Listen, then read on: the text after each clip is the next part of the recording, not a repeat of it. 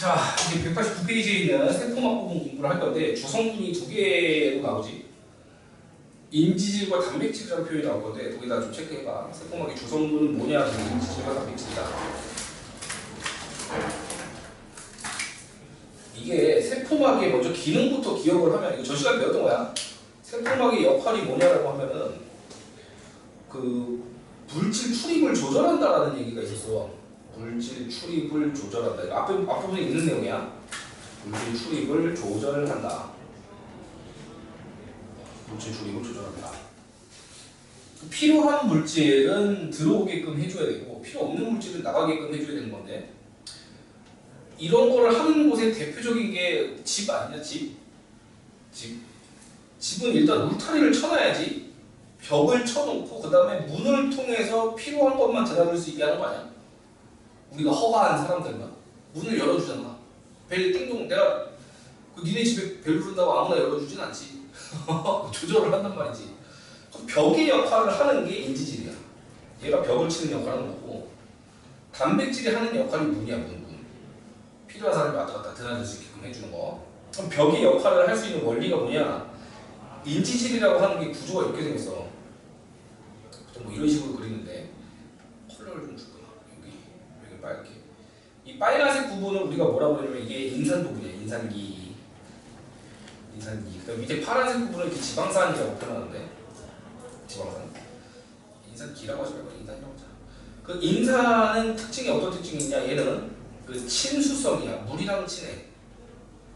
지방산은 어떤 특징이 있냐? 소수성이라고 해. 물이랑 안 친해. 그 소수성이라고 하는 말은 반대로 기름이랑 친하거든. 그 둘 중에 하나야. 물이랑 친하든가 기름이랑 친하든가 약간 흑백 물이긴 한데 얘는 그래서 친유성이라고 표현해도 돼.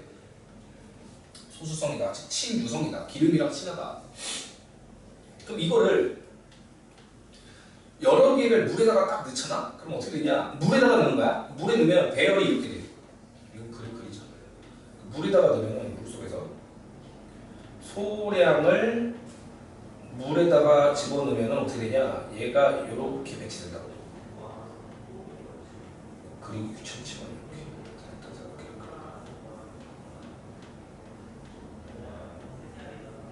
요 구조로 이렇게 배열이 돼요. 물이랑 친한 인산기는 바깥쪽을 향해서 물을 만나고 있는 거지 지금.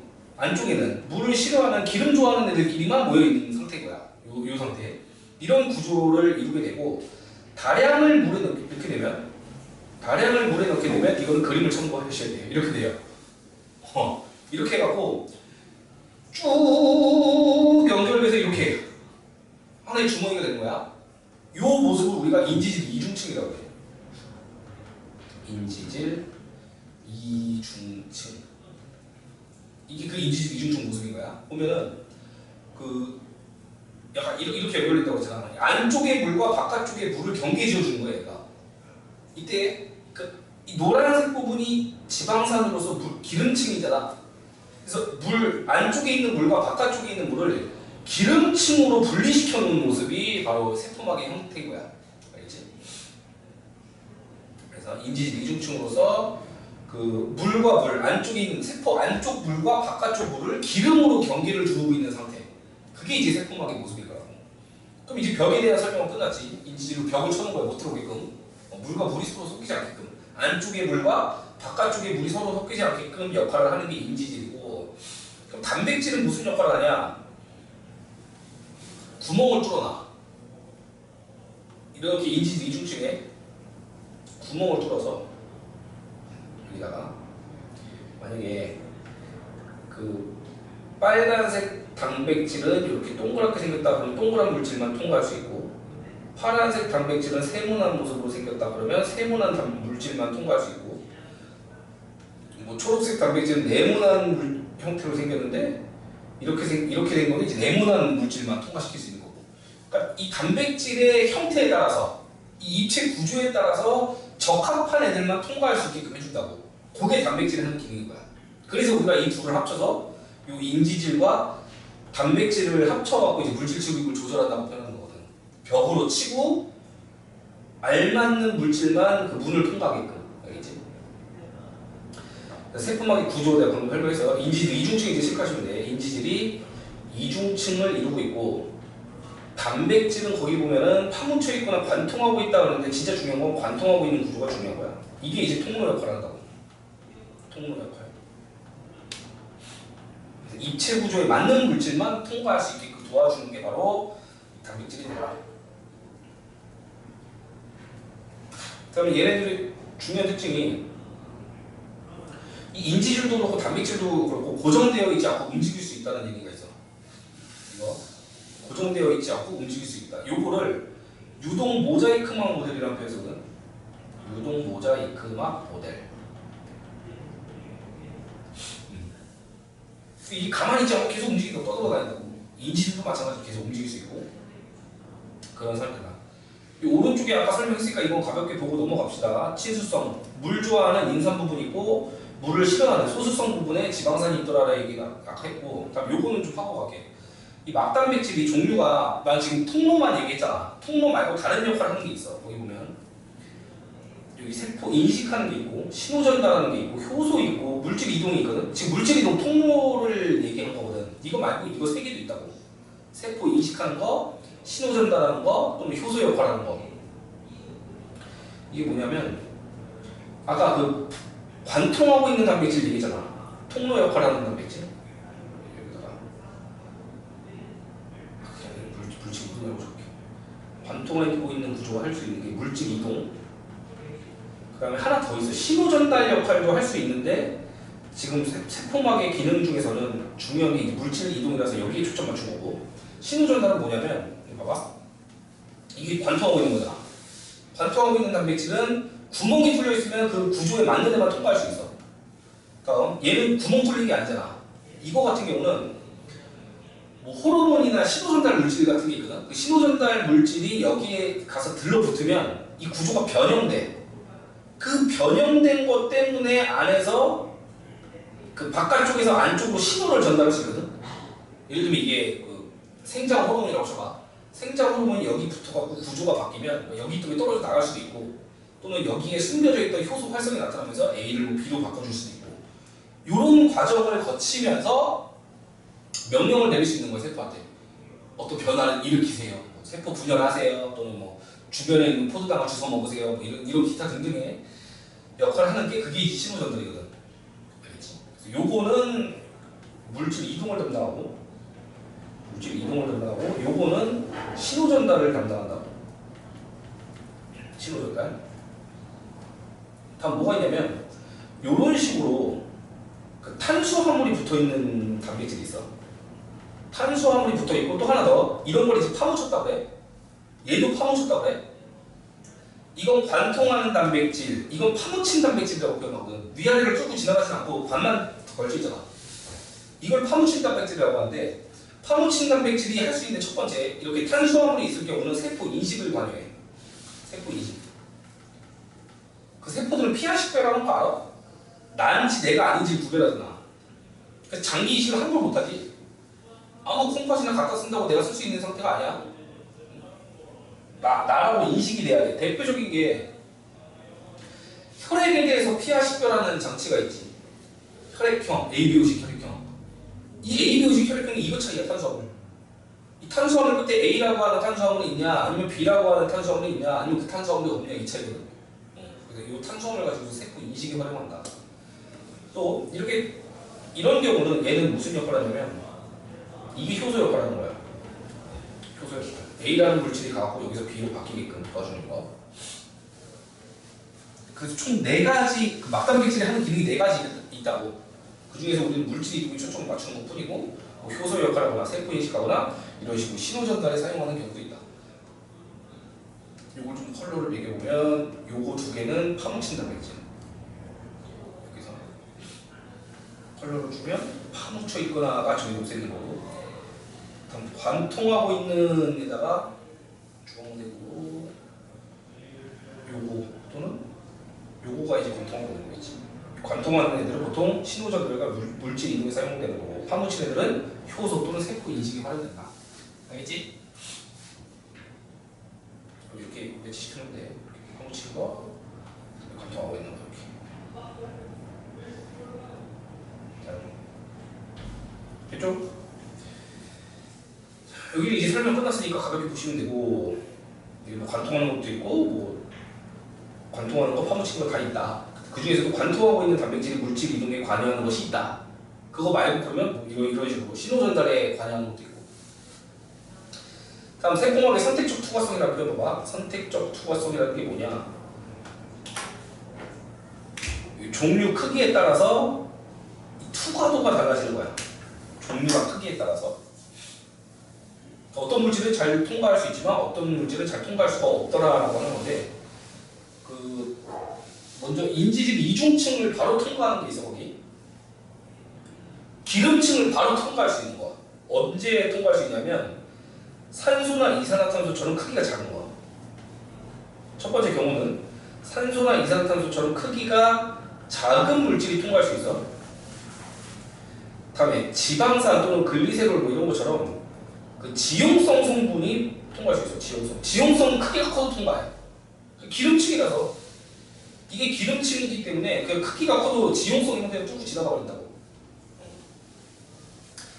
대표적인 게 혹시 그 어르신들이 금연하기 위해서 붙이는 그 니코틴 배치?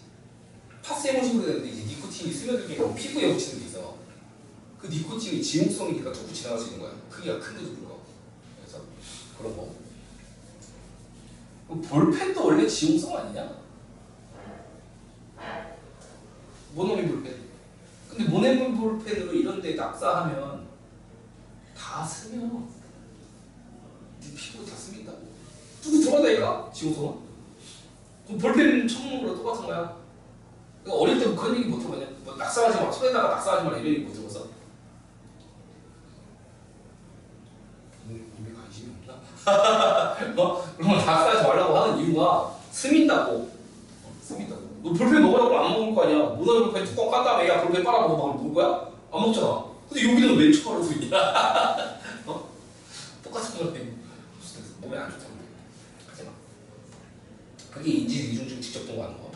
두 번째는 그 인지 이중증을 잘 통과하지 못하는 애들이 있어. 그러면 크기가 큰데 크기가 큰 놈 중에서 수용성이면 통과 못하겠지. 그게 이제 포도당이야. 하나 더 적어라. 아미노산도 적어라. 아미노산. 포도당 아미노산. 얘네 둘 같은 경우는 얘는 크기가 큰 지용성인데 얘는 크기가 큰 수용성. 크기가 큰 수용성 물질 같은 경우는 단백질이 필요해. 기름이 녹아서 통과할 수가 없으니까. 다음, 얘네 둘은 크기는 진짜 작거든. 산소, 이산화탄소보다도 작아. 산소, 이산화탄소보다도 작지만 통과할 수가 없어. 이온은 크기가 작아도 통과할 수 없다. 이게 친수성이 너무 커서 그래. 크기가 작더라도 친수성이 너무 커. 이게 대놓고 전화를 띄고 있잖아. 전기를 띄고 있잖아. 전기 띄는 게 이제 물에 잘 녹는단 말이지. 이런 거는 크기가 작아도 통과할 수가 없다. 이건 경험치로 알고 있잖아. 경험으로 이미 알고 있는 지식일 텐데 이거. 고깃집 가봤니? 고깃집 가봤나 보겠다. 기름 소금. 봐. 소금 안 넣고 그대로 있지. 기름에 아예 안 녹는다고. 소금은 크기가 작은데도 불구하고 아예 녹지 못해. 이온이 크기가 작아도 통과할 수 없는 게 특징이다. 얘네들은 무조건 단백질이 있어야지 통과할 수 있는 거야. 알겠지? 여기서 또 재미난 얘기를 하나 해주자면 안 녹잖아 기름에. 이걸 기름에 녹게 하는 물질이 있어. 기름에 녹게 하는 물질. 그게 이제 카라몬이서라는 물질이거든. 기름에 녹게 하는 물질. 이렇게 생겼어. 왕관처럼 생겼어. 그런 거 있어. 기름에 안 녹는 물질을 강제로 녹게 해줄 수 있는 물질을 만들었으니까 좀 유명하겠지? 당연히 노벨상이 나왔어. 누가 만든 줄 알아? 한국인이 만들었어. 코리아냐? 우리나라에 노벨 과학상 받은 사람 있다. 부산 출신, 부산에서 태어난 사람. 근데 우리는 그 공식적으로 노벨상을 받은 사람, 그 과학 노벨상 받은 사람은 없는 걸로 하잖아. 왜? 미국 시민권을 받았기 때문에 공식적으로 우리가 카운트가 안 되는 분이야. 크라운 있어. 한국인 치면 나온다. 나도 이거 알고 좀 충격받았어. 이런 인지는 놓치면 안 되는데. 근데 이렇게 하니까 무슨 치과에 관련된 크라운만 잔뜩 나오네. 머리 같은 놈들.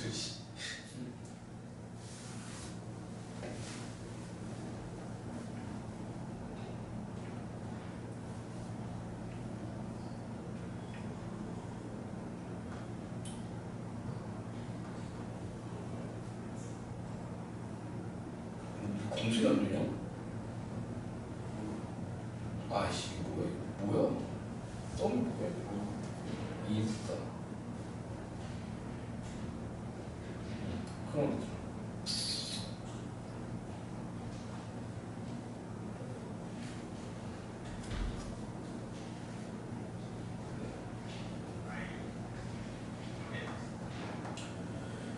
오래돼서 찾기도 힘들다. 옛날에는 찾으면 바로바로 나왔었는데 이제 완전 무척하게 오래됐네.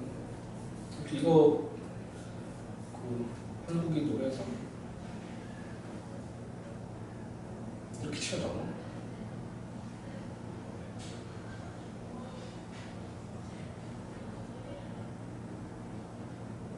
여기 있다. 찰스 패터슨. 찰스 패터슨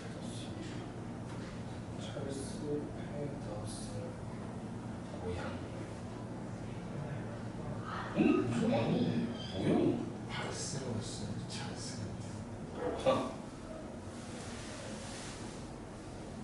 아유 찾아주기도 더럽게 힘드네. 씨. 경상남도 동네구에서 부산권. 근데 시내가 씨발 대한제국이래. 1904년 대한제국에서 태어났대. 대한민국이 아니고 대한제국이야. 오래되긴 했다. 어떻게 생겼냐?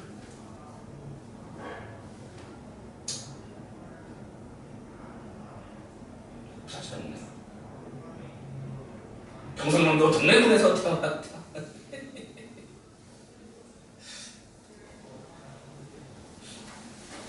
맞다. 자, 그럼 밑에 세포막을 통한 물질 이동에서 확산이 있고 상투가 있는데, 확산이라는 현상 자체가 농도 차이에 의한 거거든. 농도 높은 곳에서 낮은 곳으로 이동한다. 그 화살표만 봐도 어디가 농도가 높고 낮은지 알아야 돼. 바깥쪽이 농도가 높고 안쪽이 낮을 때 이렇게 들어오는 건데,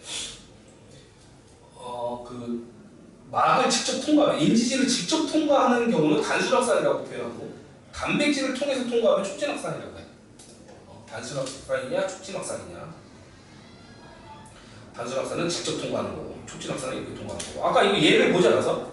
단순확산의 예는 크기가 작은 거, 산소나 이산화탄소처럼 크기 작은 거, 또는 크기 크더라도 지용석인 거, 지방산이나 글리세롤 같이 기름이 잘 녹는 거 같은 경우는 단순확산이라고 해서 직접 통과할 수 있고, 촉진확산은 꼭 단백질이 필요한 건데, 첫 번째는 크기가 큰 수용성 물질, 포도당 아미노산, 또 크기가 작더라도 이온은 통과할 수 없다고. 맞지? 이렇게. 근데 하나 알아놔. 크기가 너무 커. 크기가 매우 큰. 크기가 매우 큰 물질의 경우는 단백질, 저 통로로도 이동 못해. 그 매우 큰 물질은 보통 우리가 단백질이라고 표현하고, 단백질. 지금 이건 아미노산이야, 단위체. 아미노산 한 개 한 개는 이렇게 들어갈 수 있는데, 단백질이라고 하는 건 아미노산이 여러 개 있는 거 아니야. 맞지? 그런 거는 이런 통로를 통과할 수가 없다고. 그런 거 보통 어떻게 통과하냐면 소낭으로 통과시켜. 소낭 그 작은 주머니로 포장시켜서 통과시키는데, 예를 들면 그림을 그려볼까? 이게 세포막이야. 이게 소낭. 이게 소낭에 단백질이 이렇게 들어있어. 이게 크게. 그럼 통과 못할 거 아니야. 그럼 어떻게 하냐면 이게 가서 이렇게 해서 붙은 다음에 요 가운데가 톡 하고 터진다고. 그렇게 되면 얘가 안으로 쏙 들어갈 수가 있어. 이런 식으로 소낭을 통해서 운반을 해줘야 돼. 얘는 통로 단백질을 통하는 게 아니고 소낭으로 통과시킨다. 이거 뒤에 문제 보면 나오니까 지금 미리 하나 알아보시고. 하나 더 마지막 끝나서 이 그래프 봐야 돼. 이 그래프만 봐도 단순확산, 촉진확산 할 수 있거든. 농도차, 즉 고농도, 저농도로 이동하는 게 확산이잖아. 이게 고농도 고농도일수록 빠르게 들어오거든. 속도 빠르게 들어온단 말이야. 많이 들어온다고. 그러면 단순학산 같은 경우는 농도차가 크면 클수록 계속 올라가. 세포망만 통과하면 되니까 인지질 이중증은 직접 통과하면 되기 때문에 농도차가 크면 클수록 계속 증가하지만 촉진학산 같은 경우는 도중에 멈춰. 왜? 단백질이 여기서 다 쓰였거든. 수송 단백질이 모두 사용되기 때문에 농도가 어느 정도 차이가 있으면 수송 단백질을 모두 사용하기 때문에 단백질을 모두 사용하고 있기 때문에 이렇다. 엄마. 됐다. 다음 뒤에 이제 3투 갑니다. 3투. 3투라고 하는 거는 반투과성 막이 있어요. 보통 이 세포막이라고 표현하거든요. 세포막을 좀 해요. 세포막의 특징은 그 용매라고 하는 물은 통과해. 용매는 통과할 수 있는데 용질은 통과할 수 없을 때, 용매는 통과하는데 용질은 통과할 수 없을 때 우리가 그 반투과성망 또는 세포막이라고 하거든. 용질이라고 하는 거는 뭐 여러 가지지. 아까 기체 물질일 수도 있고, 뭐 포도당일 수도 있고, 뭐 아미노수산일 수도 있고, 뭐 글리코젠일 수도 있고, 글리코젠 말고 글리세롤일 수도 있고. 이런 다양한 용질은 통과할 수 없고 물만 통과할 수 있는 크기의 막, 그걸 이제 반투과성막이라고 하는데, 자연이라고 하는 것 자체가 한쪽으로 치우치는 걸 싫어해. 균형을 좋아한단 말이야. 근데 지금 한쪽에 있는 용질이 너무 많아서 농도가 진해. 그럼 보통 이제 용질이 이동해서 맞춰주면 되거든. 근데 용질이 지금 가로막혔잖아. 그럼 물을 끌어와갖고 농도를 맞춰버려. 그 물을 끌어오면 여기는 농축되겠지. 여기는 이제 농도가 희석되겠지. 그러면서 같은 농도가 될 때까지 이동한다. 그래서 만약에 중력이 없다고 가정하면, 중력이 없고 반투과성 막을 경계로 중력을 안 받게 옆으로 누인 거야. 한쪽에는 설탕물을 놔, 한쪽에는 맹물을 놔. 그럼 맹물이 다 빨려 들어가. 이 삼투 현상, 맹물이 싹 다 빨려거든. 근데 이렇게 중력을 받으면은 어느 정도 빨려가다 또 말아. 그 나중에 가서 배워요. 화투에서 나와, 거산 화투에서. 여튼 삼투도 역시 에너지가 필요 없는 건데 특징이 뭐냐면, 아까는 고농도에서 저농도로 이동이잖아. 얘는 저에서 고로 이동해. 대신 주어가 누구야? 물이 이동하는 거야. 낮은 곳에서 높은 곳으로 이동해갖고 농도를 맞춰준다. 이 삼투에 의한 현상을 동물세포, 즉 적혈구랑 식물세포로 가지고 실험을 하는데, 동물세포부터 볼게. 자, 요거 저장액, 등장액, 고장액이라는 표현 뭔지 알고 가야 된다. 저장액이라고 하는 거는 옆에다가 이렇게 적어놔. 생수, 그냥 물. 등장액 같은 경우는 식염수. 고장액 같은 경우는 아주 진한 설탕물이나 소금물. 소금물로. 요게 이제 저장액, 등장액, 고장액인데, 등장액은 농도가 같은 상태야. 그래서 부풀거나 쭈그러들지 않아. 대신 조심해야 될 거는 나가는 만큼 들어오는 거다. 나가는 만큼 들어와. 여기서 이제 아무런 이동이 없다고 하면 틀린 거야. 나가기도 하는데 들어오기도 하고 그 양이 같으니까 이제 유지가 되는 거고. 고장액 봐봐. 김장할 때 배추 절이잖아. 그럼 숨이 죽는다고 하지. 얘가 택택하다가 하고 분석해지잖아. 그게 요 모습인 거야. 바깥쪽이 농도가 진하니까 물이 막 빠져나와. 그래서 쭈글쭈글해지는 모습. 이렇게 쭈글쭈글해지는 모습을 이제 그 고장액이라고 표현하는 거고, 이때도 조심해야 될 게 이게 있어. 들어가는 놈이 있어. 아마 들어오는 게 1이면 나가는 게 100인 거야. 그러니까 물이 자꾸 빠져나오면서 쭈글쭈글해지지. 반대로 이제 이거 봐봐. 저장액. 일반 생수, 일반 물에다가 놓으면은 여기가 농도가 진하니까 물이 막 빨려 들어온다고. 어느 정도 빨려 들어오다가 한계치를 넘어서면 버터고 터져. 그걸 용혈이라고 해. 용혈. 적혈구는 용혈낸다. 저장액에서. 이것도 조심해야 될 게, 들어오는 게 있으면 뭐도 있다고? 나가는 게 있다고. 나가는 게 있다고. 항상 들어오는 게 있으면 나가는 것도 있다는 걸 기억해야 돼. 삼투로 들어오는 것도 있고 나가는 것도 있는데, 그 밸런스에 의해서 이런 차이가 생기는 거야. 이 식물 볼래? 식물도 등장액에서는 변함이 없지? 다 조심해야 될 거야. 들어오는 만큼 나가는 거야. 자, 여기 봐. 고장액. 소금물에다가 담그요. 배추 저희는 소금물에다가 담그면 물이 막 빠져나와. 그러고 보면 특징이 뭐냐면, 세포 벽으로부터 막이 분리돼. 그걸 우리가 원형질 분리라는 표현 써. 이런 건 용어 잡아놔야 돼. 좋은다! 원형질 분리. 막으로 벽으로부터 막이 분리된다는 거예요. 세포막이 세포벽에서 분리되는 현상, 원형질 분리.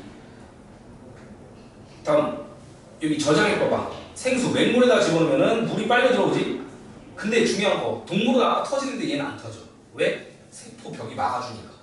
그걸 우리가 최대 팽윤 상태 또는 팽윤이라는 표현을 써. 여기 팽윤. 최대 팽윤 상태. 이유는 세포벽이 있어서 터지지 않다. 하나 더 기억할 거. 액포 크기 잘 봐. 액포. 액포는 세포 크기 그대로 따라간다.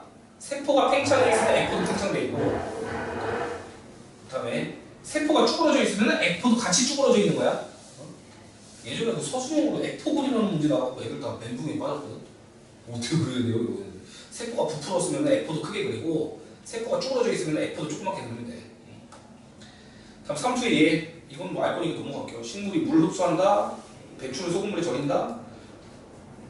과일청 만들 때 이제 설탕 뿌리면 수분 빠져나와서 쭈글쭈글해진다. 이거. 또 다른 실험. 너 이 껍데기 제거한 달걀이 뭔지 알아 혹시? 무슨 달걀이라고 해서? 식초에다가 하루 정도 남겨놓으면 탄산칼슘이 식초에 녹아버려. 그래서 안에 이 막만 남아. 근데 이 막이 세포막이거든. 그 계란, 삶은 계란 먹으면 하얀색 막 있잖아. 그게 세포막이야. 세포막만 있는 계란이야. 또 줘라! 그러면 3초 현상이나 이런 거 잘 볼 수 있어. 물이 빨려 들어가거나 나오는 거 쉽게 관찰할 수 있더라. 뭐 양파세포를 보는 실험도 있고요. 됐다. 뒤에 이제 문제부터 다 풀어볼까? 안 풀리는 거 싹 풀어봐. 195페이지까지.